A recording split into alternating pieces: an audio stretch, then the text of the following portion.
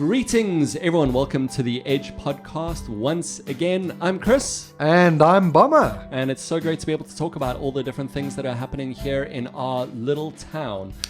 And in the Edge newspaper, the community paper, which we spoke about last week, has been around for like 25 years. That's right. Which is, man, I just loved hearing about it. I've started enjoying looking back at some of the old issues and some of the old headlines and things like that. And we'll get back to that in just a moment, because there's one part of the Edge that I struggle with, and it's a part that's Bomber, I think it's a bit of a prize of yours, and one that I know that you really enjoy doing, and that's the cryptic clues. Yes. Is that the right term for it? Yeah, the crossword. The cryptic crossword. Cryptic crossword. That's it, yes. Okay. Yeah. So I've been learning a few terms from you about it. That somebody who excels at it, or who really enjoys it, is called a Cruciverbalist. That's it. And someone who does crosswords. Yep. Yeah. Oh, is that just crosswords in general, not specifically? Somebody who, I think it's crosswords in general. Someone who does a lot of crosswords is called a Cruciverbalist. Cruciverbalist, which just sounds like a terrifying. If you heard that there's a group of Cruciverbalists after you, like, you're running. That's it. Absolutely. And there is a group of Cruciverbalists in our area here in the garden route, right? I mean, there's a WhatsApp group for them. Absolutely. They get together, and I don't think they get together physically, but on the group they chat about the clues. That's really cool. Vent their frustrations, and occasionally they aim a comment at me, saying, "Bomber, what on earth did you mean?" With 10 down at the latest issue. I'm sure as polite as that. And it's always polite. Yeah. Maybe even cryptically in there some way. So I mean, I don't know these things. I struggle with them. You show me ones like "Once Patrick lives elsewhere." And then, I mean, that was from 2 weeks ago one, and I had to look at the answer from this week, and it was expat, which I think is absolutely brilliant. And you showed me this other one, which is just ridiculous to me. It's SGEG. That's it. That's the whole clue. And then it is 9 letters and 4 letters. That's right. And I don't think we're going to give the answer now. I'll dig to hear if anybody can figure that out. You say it's not one that you've come up with, but it's just one of your favorite ones. It's one of my favorite clues. Yeah, I didn't come up with it. Oh, man, it's absolutely ridiculous. Yeah. I mean, you told it to me, thankfully. Otherwise, I would be really cross with you and not get it. But we practice at it. We get better at it. But just to kind of get back at you just a little bit for this. Yeah. I've got a few headlines from past issues over the years. I mean, this isn't any later than like...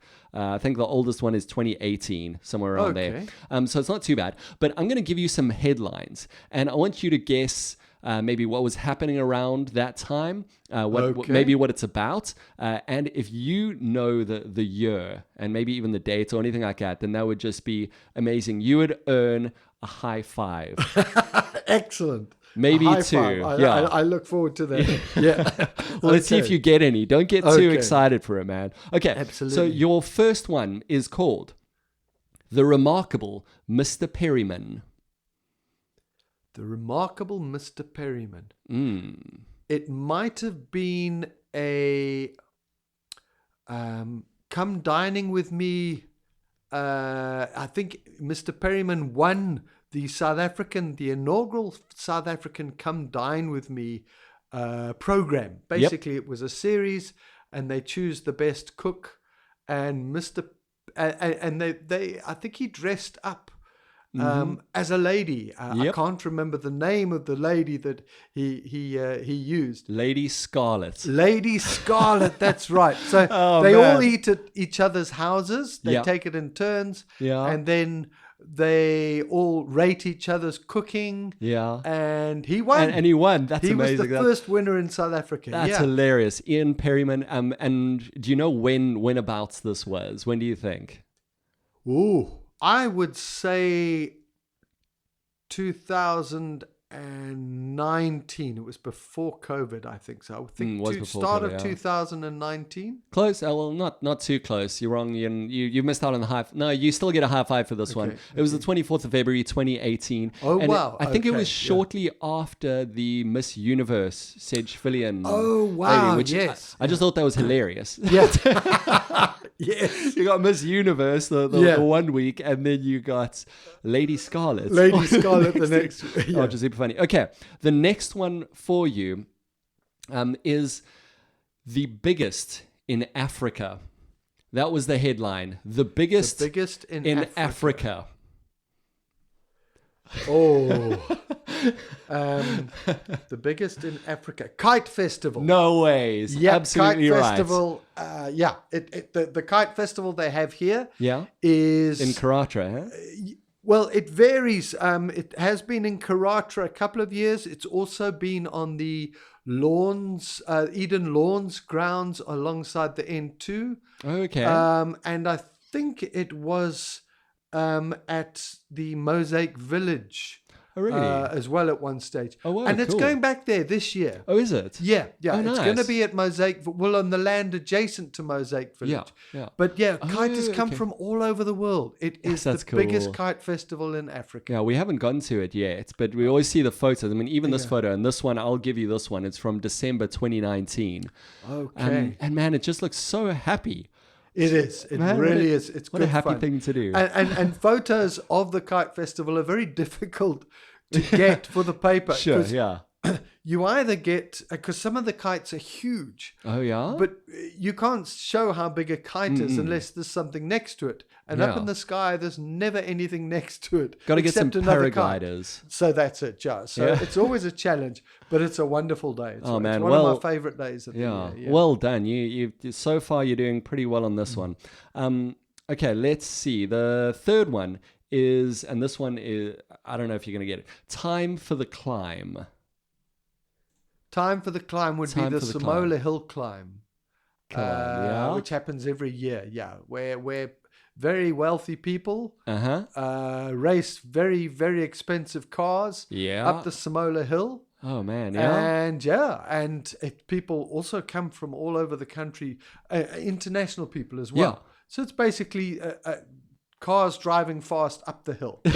Yeah, and some of them crashing, some of really them, yeah. Oh whoa, yeah. That's pretty epic. Yeah, I haven't seen it. I saw in this one. Well, I can't even see when it was. It was issue 487. I'm not sure when that. It happens every year, so I wouldn't be able to give you the year. There was a quick thing. There was an instant 3 or 4 years ago where there was about 5 or 6 cars that had survived the climb, did everything well, and what have you. Yeah, and on their way, on their transport vehicle, all on the same vehicle, on their way back, halfway between Neisner and Sedgefield, the vehicle caught fire. And all of those vehicles, millions of rands worth of vehicles went up in smoke.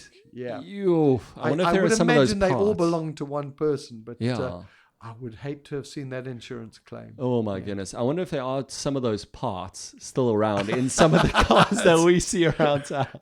Could well be. We see a lot of like older cars with these fancy spoilers and rims. And maybe we know where they're from. The cool thing about this one, though, from issue 487, it must have been on the 4th of May one year, because you got Darth Vader on the front here saying, "May the 4th be with you." Yes, it Star could have Wars been. Day. Yes, yeah. But the cool thing that I noticed on this one was it was just when LaVale Davis was being nominated. I think he had just been nominated, or was just as a candidate for award counselor. So it was around that time, and I think it was. I mean, he's looking a little bit younger there as well. But I thought that was cool, and I loved looking back and seeing things like the opening of different shops and stuff like that. It's actually a really fun thing to do on the Edge site. If you get a chance, go and check them out. There's some cool things in there. Okay, I got one last one for you. Okay, this one is melodrama meets million mark. Okay, melodrama. Yeah, well, we know what the melodrama happens every year, and basically, what's been happening over the years, it's been making sort of.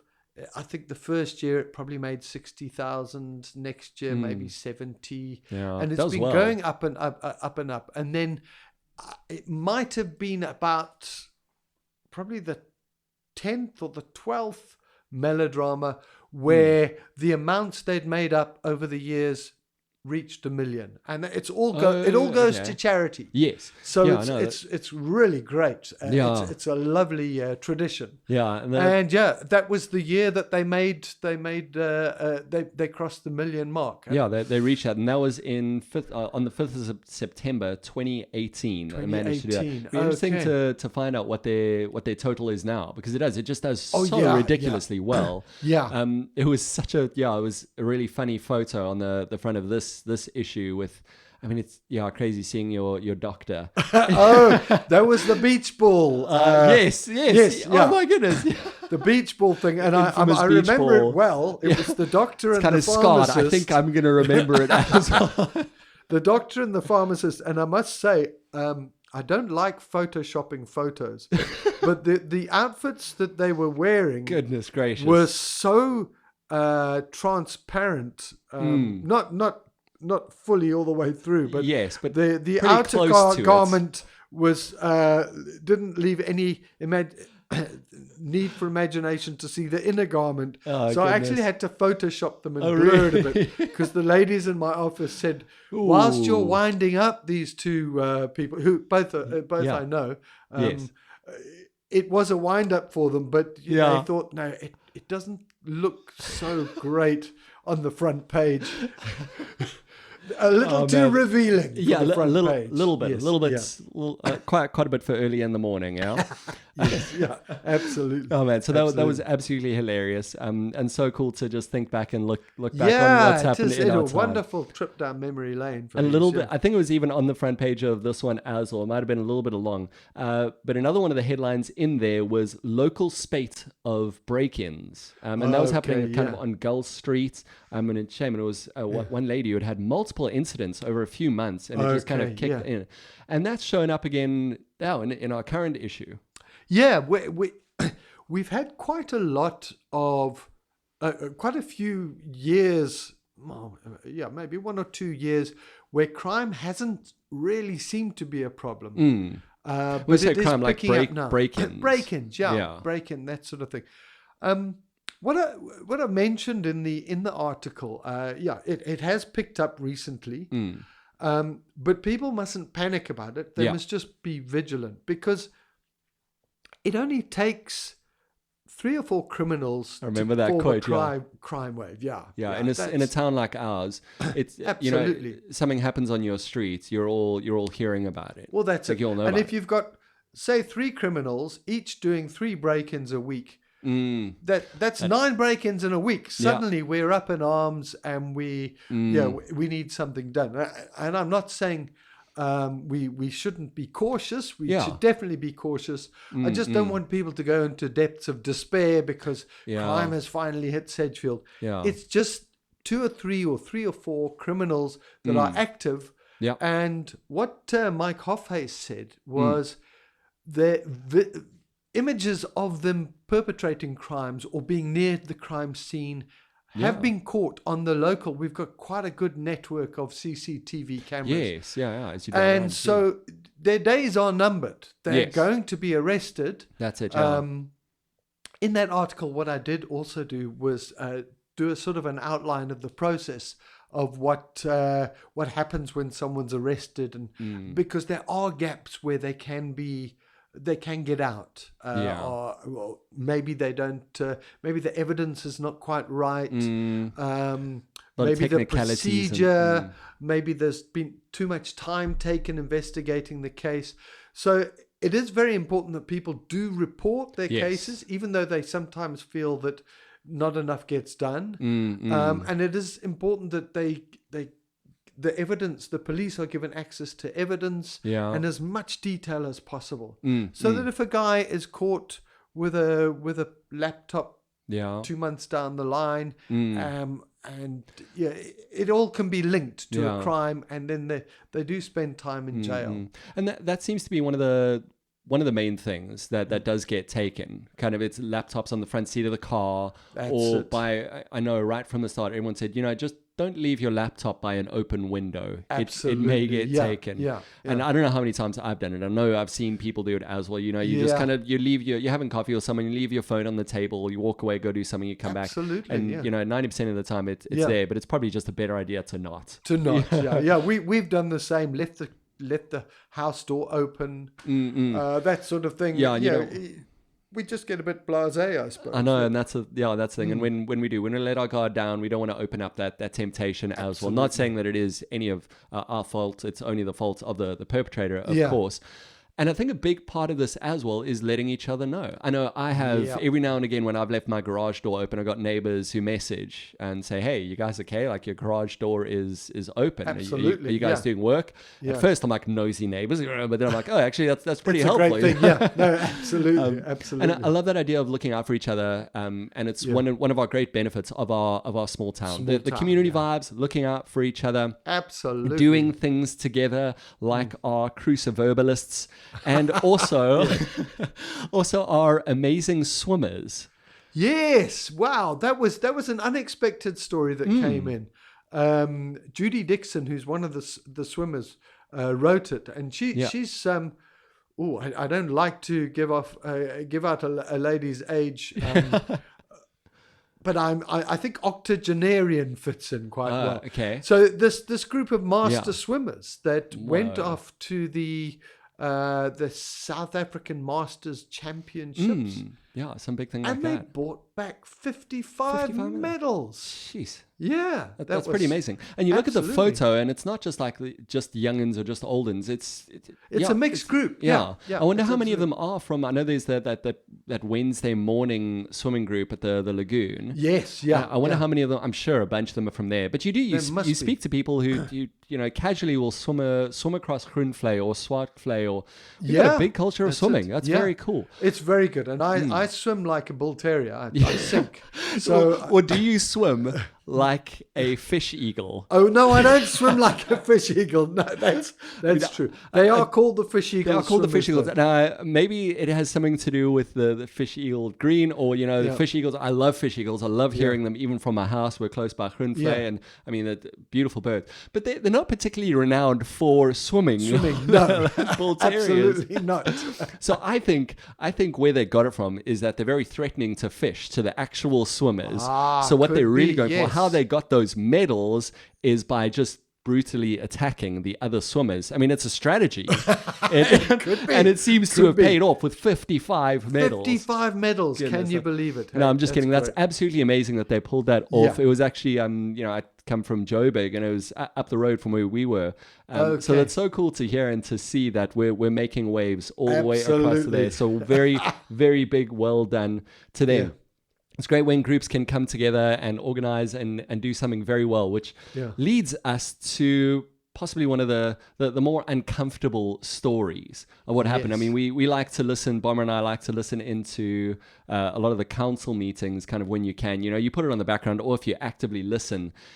And it can be a bit discouraging at times, and it can be a bit angering. From my side, it's probably a lot funnier than it should be. Yes, I find myself giggling and cackling and pushing record on things.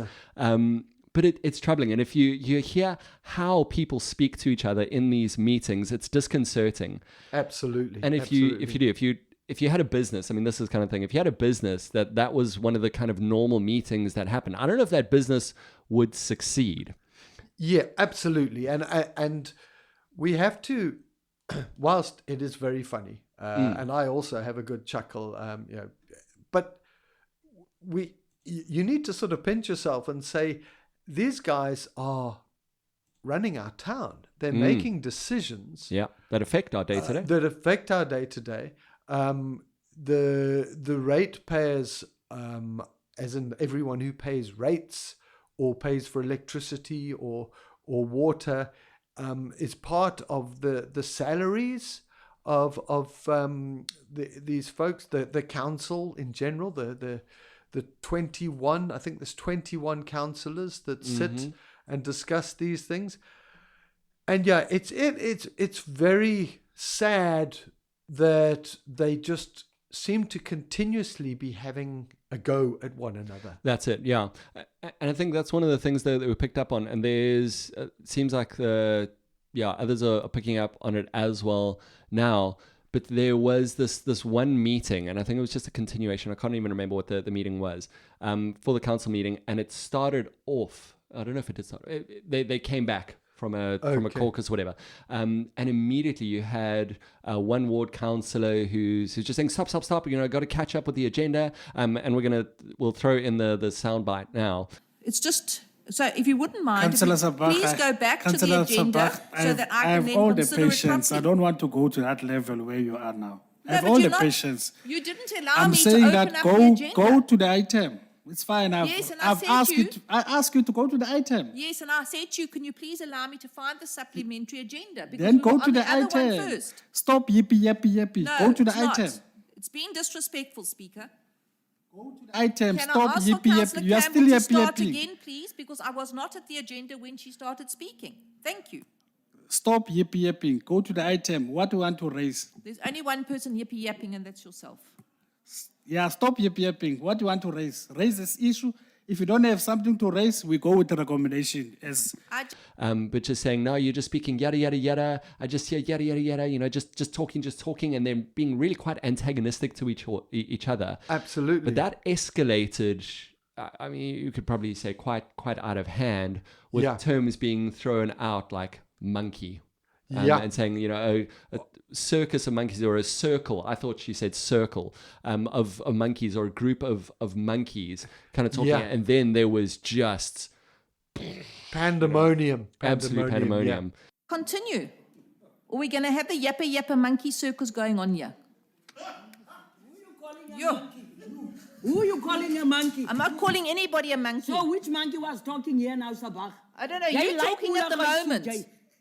You like money. You don't want to I'm answer. bigger than a monkey. I'm a Councillor baboon. Sabah, did you call? Whatever. Please, don't can like you to just understand. manage your meeting? Councillor Sabah, don't call people monkeys. I please. didn't call anybody a monkey. You said yappy monkeys. Yes, because that's You what can tell Councillor to those Matika's people who are referring waiting to. for- Aye, councillors, councillors, please, man. We need to Can we finish. By just- 12, we're supposed to Exactly. finish this You are meeting. very racist. really? I know so. You're so Allow racist. Councillor Councillors, You are so you have racist. spoken. You are so racist. You have spoken. Allow Councillor Sabah to finish. You are intimidating The Councillor rest of the Sabah. women that are so racist. No, man. Councillors, please. Yeah, what? Not even in ICU, you are dead. You must withdraw the statement. Councillors, please, man. Please. Please. Yes. Councillor, can you proceed, Councillor? Thank you, Councillor Matika. Chair, She must withdraw the statement. We are not No, monkeys no, here. man, We are not Councillor, no. monkeys here. No, we are not monkeys She here. said Chair, that I she did didn't not say call anyone is a anybody a monkey. monkey. She said she didn't say they no feel one. offended, it's because they probably are one. Who knows? But Ah, really, Councillor at the end Sabah, of the day, Councillor we Sabah, proceed. You are very racist. You are very racist. Councillor I'm Sabah. not Who do you being think you racist. are? We are not monkeys Look how here. you're behaving. We are not monkeys. Look how you're No. behaving. No, we are not monkeys here. I Who do didn't you call think you you a are? monkey. No, who? We are not monkeys here. You come and talk nonsense here. You come and talk nonsense here. Then you think you must agree on that.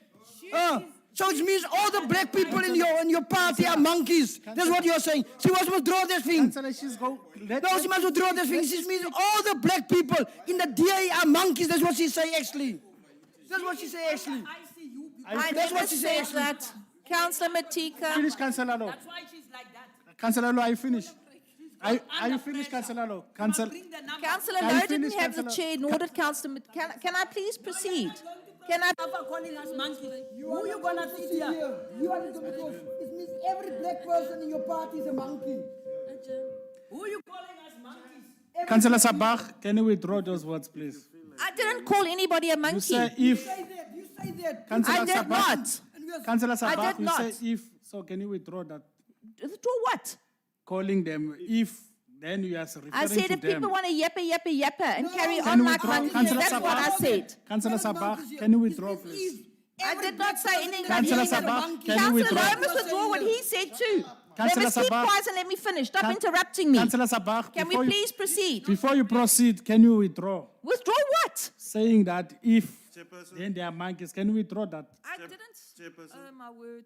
Honestly, in the interest of proceeding, I Can't- withdraw before any I'm gonna- reference to monkey. Yes, But can we referring. please proceed? Yes, thank you. Let's stop Let's yapping. proceed. Because there's a big history with that. Yes, yeah. We all heard years ago the Penny Sparrow story, and that was she used that term. I think she was an estate agent. Sorry, Penny, if you're listening, but I'm sure you're not.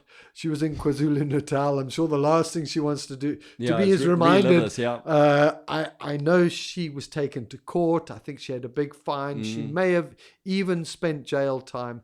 I can't remember. Yeah, awesome. But yeah, for words like that to be bandied around, and it's very disrespectful. But we have to say that all of the councillors, well, all the ones that were speaking, Yeah. out of turn. I know this. We didn't hear 21 voices, so I'm Felt sure like a lot it. of the councillors do sit quietly. But at that time when that was used in the meeting, there was just a bunch of councillors, probably 4 or 5, just having a go at each other. Yeah. No respect for one another. There was no respect from any side. That's it, yeah. That was the frustration. The councillor that did let loose with that word, I'm sure she regrets it. I think she really should have thought twice about using that word. But at the spur of the moment, or in the moment itself, she was frustrated. The other councillors were frustrated. That's it, yeah. And nobody showing any respect for one another. Yeah. No, and You know, that's it. There was. It was also, I mean, she kind of said it, and then she tried to kind of backpedal on it and say, well, I'm the, if you're monkeys, I'm a baboon, trying to make light of it, almost come back from it, and you can hear someone else laughing, having a big laugh, and of course that either spurs on or makes it worse for some, and then being given the opportunity to backpedal, but then making it worse, but then worse, and then retracting everything she said about monkeys in the meeting, and the speaker trying to, it really was. I think you've just absolutely nailed it, and we'll play the sound clip.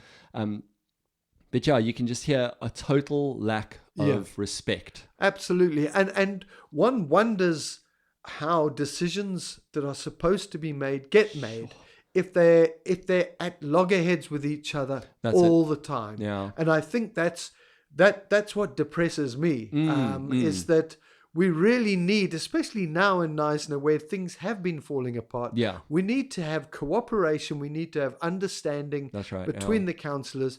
We don't need to have grandstanding. There's so much grandstanding going on. There's some councillors, and we're not going to mention names, but we know who we're talking. and you can't even make sense of what's being said. It's like they've changed the subject halfway through a conversation. And it really is crazy extra links. It's ultimately the meetings have just kind of gone to the dogs. Absolutely. Gone to the dogs is a good phrase to use. Absolutely. With no offense meant, of course. No. Yeah. Not applying that to any people at No, all. absolutely. And we don't. No, but that's actually before we go on to the next story about dogs in restaurants and all that. But that's a valid point that in different cultures and in some cultures, and I think a lot of cultures, comparing people to animals in some cultures is like all right, but in some cultures is absolutely terrible. You may as well be cussing in the worst possible ways to someone by comparing them to animals. I remember there was a photographic exhibition in, I think, Hong Kong, somewhere in Asia, in this big museum. Great photographer, world-renowned photographer, came to a bunch of different African countries and put all over the world, and then would put a portrait of a person and then put an animal next to them. In a show of respect, you'd have a Native American Indian with an eagle next to them. Okay. But then there was somebody I think from like Congo or something like that, and then a gorilla there, and then that was people visiting were like, oh, great, beautiful. But it was just deeply offensive. To that culture. But then they expressed that respectfully. There was no tearing apart. And I think that's just such a big thing, to have respect for each other. Yeah. Great one. Okay, let's jump on back to the dogs. The dog story. What's the story with the dogs? Man, it's you can't always put what people want to see in a newspaper. Sometimes you have to be the bearer of bad news. Mm-hmm. And it's not new bad news. It's dogs in restaurants, dogs in Well, anywhere where food With is food, handled. yeah, That's yeah. basically what they're saying. But basically what's happening is the Garden Route District Municipality, who are responsible for the health of the district. Yeah. They are the monitors of the health Yeah. health matters in the district. They are once again announcing that dogs or domestic pets are not allowed in restaurants. So we can't bring our rats. No, either. you can't bring your. Ooh, Which I think don't bring your rats. Don't bring your rats at all. You're super happy about that. So, and I think the reason they're doing it, and certainly the reason we put it in our paper again, is that people tend to blame the restaurant. And That's you it, yeah. hear comments like, well, if they won't let me bring my dogs in, I'm not going to support them anymore. And we have to remember, it's not the restaurant owner's fault. Yeah. If these are laws, which they are bylaws, then if the restaurant owner, it doesn't matter how much he loves dogs, Yep. if he allows a dog in the area where he's served food and some health inspector comes around, and they are around, Yeah. every municipality has health inspectors, if they come around and see that you're allowing dogs there, or cats or rats or whatever, they will be shut down or fined or both. Yeah, massive. Yes, no, exactly. So it's not fair to boycott a restaurant because they won't allow dogs. Yeah. They are merely obeying the law, which we all need to do. Yeah. And also they are stopping having their business closed down. So if people could just be a bit more gracious, we talked about respect just now. Yeah, that's it's what exactly it's all what I was about. going to say. Respect. And especially in kind of our age of offense, Absolutely, that this yeah. comes up. And I think this leads on to almost a bigger point and picking up on other discussions we've had around social media, that it's just become very normal to, I don't like what maybe this restaurant is doing or this person is doing. Yeah. I'm going to chuck it up on Facebook and get a bunch of other people either riled up Yeah. or on my side or, ready to fight with me, rather than being able to just discuss these things. Like, Yeah. can't we just either disagree or just have a civil conversation about it without, fluffing up our feathers and going Absolutely. all fish eagle at, the fish about it. No, absolutely. And I wish people would think before saying stuff. Yeah. We had someone recently saying, and I won't mention the name of the restaurant. It was an Eisner restaurant, but they said, we're thinking of going to this restaurant. We haven't been there for a year or two, and we've heard some bad stories. Ooh. And they mentioned the name of the restaurant. And I thought that you haven't even experienced a bad You just heard. experience. Ugh. You've just heard, and Yeah. you mention it on social media. Now, someone will look at that and go, oh, we were going to go there, but maybe not. Fortunately, quite a few people said, oh no, we've all had great experiences recently there, and they came to the rescue. But if they hadn't, that restaurant could have lost business hand over foot. Without being very given sad. even remotely a chance, because of Absolutely. either something bad or because somebody else was having a bad. Maybe it was, an animal or a dog or something like that. I brought it could have along, been. and they said, "Sorry, you Absolutely. can't bring a chair." Big fight because the other person's been Yeah. having a bad day. But so what's difficult with that is that, I mean, a love of animals is a big part of Sagefield. Absolutely, we isn't do. it We just? love our Yeah. nature. We love our animals and everything Yeah. like that. And so that is difficult. But we do also have the laws to think Absolutely, of, and yeah. we want to look out for each other. Yeah. And we That's said this it. is one of the biggest things that Yeah, we do look yeah. out for each other. It seems the moral of today's chats has been respect. hasn't Respect, it? yeah. No, totally, Because yeah. once again, it's all about respecting. It's yeah. all about respect. yeah.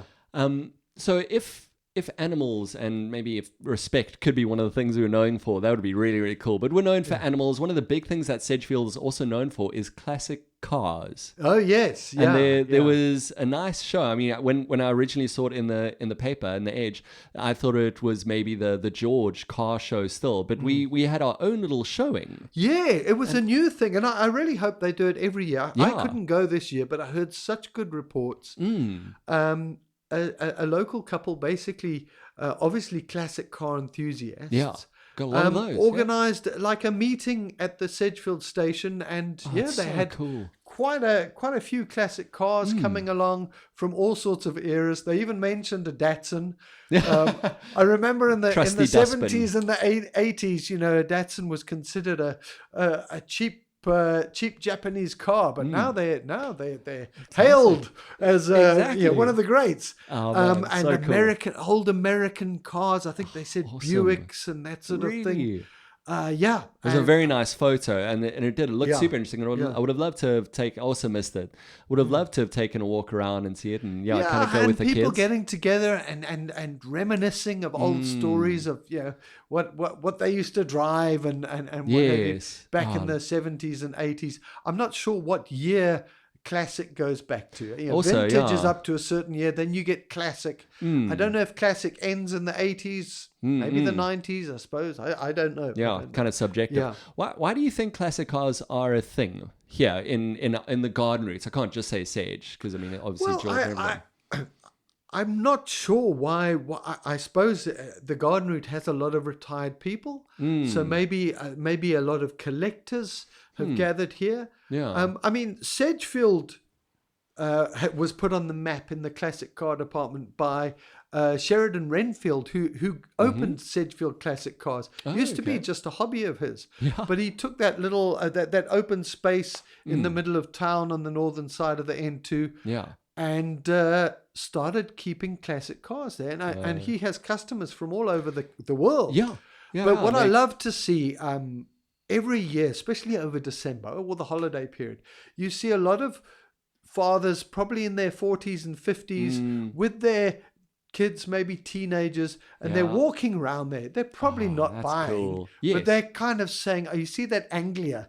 That's what I used to drive when I was your age." Oh, wow. Or that VW Beetle, or that Mini. Oh, I see my the Beetle. goodness. That was my Yeah. first car. Yeah, Oh, man. and we all do it. We all look and say, if only I'd hung on to mine was a Fiat 850 Coupe. Oh no way. Yeah, lovely looking car. And then I also had a Morris. Oh, cool. Yeah, and I suppose it's a warning. So if you happen to drive a Fiat Uno now, maybe hang on to it. And in 20 years' time, it'll If be you worth can. something. Absolutely. Oh yeah. man, that's absolutely awesome. Well, Bummer, thanks so much for that. That's been an absolute blast. Are we done already? My goodness. We're done, Time yeah. flies when you're having fun. No, it huh? really does. Huh? Massive respect for that. Yeah. So thanks so much. Thank you, Chris. It's Hope been you have great a fun. brilliant week. Hope you all do. And then let us know if you can figure out this SGEG cryptic crossword clue. It has 9 letters and then 4 letters. So 2 words for that SGEG. Maybe you know it. Maybe you are way smarter than me. I guess you probably will be. Thanks so much, everyone. Cheers. Thank you. Ciao.